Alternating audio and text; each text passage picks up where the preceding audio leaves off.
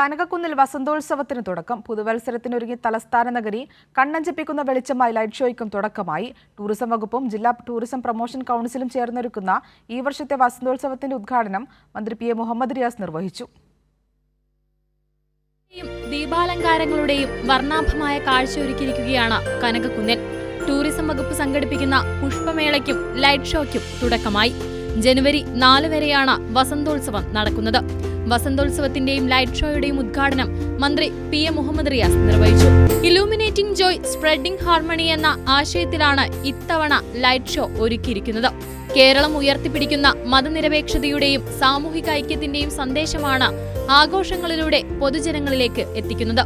വൈവിധ്യമാർന്ന ലൈറ്റുകളും രൂപങ്ങളും സൃഷ്ടികളും കൊണ്ട് കനകക്കുന്നിൽ ലൈറ്റ് ഷോയുടെ മഹാമേളയാണ് ഒരുങ്ങിയിരിക്കുന്നത്. രാജ്യത്തിന്റെ വിവിധ ഭാഗങ്ങളിൽ നിന്നുള്ള 35,000-ലധികം പൂച്ചെടികളാണ് വസന്തോത്സവത്തിൽ പ്രദർശിപ്പിക്കുന്നത്.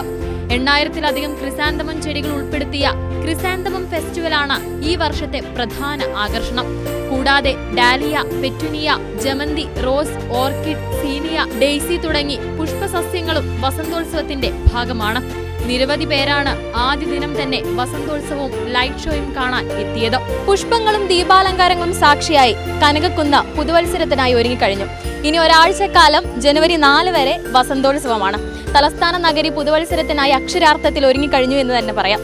ക്യാമറ പേഴ്സൺ അജിത് കുമാറിനൊപ്പം ദിൽന ദിനേശ്, കൈരളി ന്യൂസ്, തിരുവനന്തപുരം.